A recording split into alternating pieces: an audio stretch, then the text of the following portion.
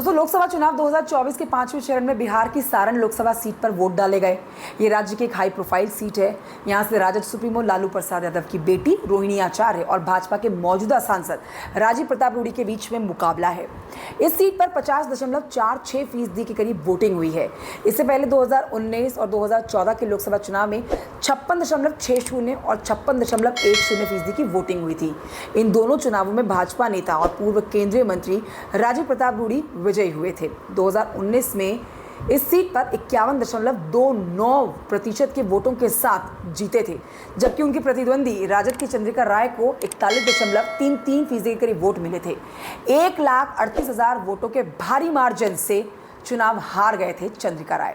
लेकिन 2014 के मुकाबले में देखा गया था कि मुकाबला काफी ज्यादा करीबी था। देश भर में पीएम मोदी की लहर के बावजूद राजीव प्रताप रूडी करीब 41,000 वोटों के मार्जिन से ही जीत पाए थे।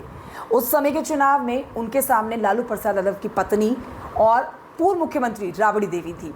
सारण में कम वोटिंग के मायने क्या है, क्या संकेत देती है सारण में कम वोटिंग? 2004 और 2009 में भी यहाँ से बेहद कम वोटिंग हुई थी, तब लालू प्रसाद यादव यहाँ से जीत गए थे। इस बार कम वोटिंग क्या संकेत देती है, इस खबर का संपूर्ण विश्लेषण मैं आपको देने वाली हूँ। नमस्कार, आपके साथ मैं हूँ कंचन डोगरा नेगी।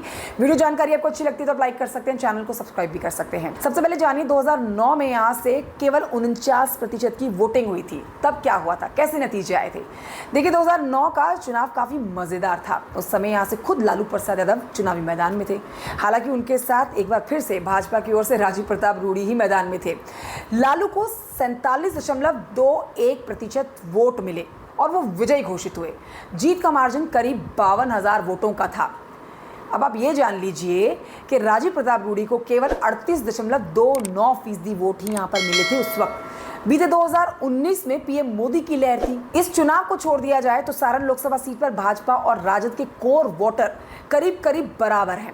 इन दोनों को 2019 से पहले के हर चुनाव में 36 से 40% के बीच वोट मिलते रहे हैं, भले ही चुनाव परिणाम अलग ही क्यों ना हो। देखिए, 2019 में चंद्रिका राय हारे, लेकिन उनका वोट प्रतिशत 41.33% था।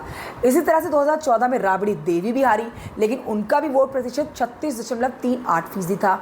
उस चुनाव में रूडी को भी 41% वोट मिले थे और 2009 में रूडी लालू यादव से हार गए, लेकिन उनका वोट प्रतिशत 38.29% था। लालू को जरूर 47.21% वोट मिले थे। 38% वोटिंग और लालू जीत गए। 2009 की मैं बात कर रही हूँ। देखिए, 2009 से पहले ये सीट छपरा लोकसभा सीट के नाम से जानी जाती थी। 2004 के लोकसभा चुनाव में भी यहाँ से लालू प्रसाद यादव जीते। फिर केंद्र में मनमोहन सरकार में रेल मंत्री बने। उस समय उस चुनाव में जीत का अंतर करीब 60,000 वोटों का ही था। उस चुनाव में केवल 38.3% वोटिंग हुई थी और लालू प्रसाद यादव को 51.3% वोट मिले थे, जबकि रूडी को उनके खाते में 37.8% वोट गए थे। इस तरह से 2009 और 2004 दोनों चुनावों में कम वोटिंग हुई, लेकिन लालू प्रसाद यादव जीत गए। इस बार रोहिणी आचार्य यहाँ से चुनावी मैदान में ताल ठोक रही हैं। कम वोटिंग उनके लिए फायदे की साबित होती है या फिर नुकसान की, ये तो 4 दिन को नतीजे बताएंगे। फिलहाल आप कमेंट करके बताइए जानकारी कैसी लगी आपको। Thank you so much for watching. जय हिंद।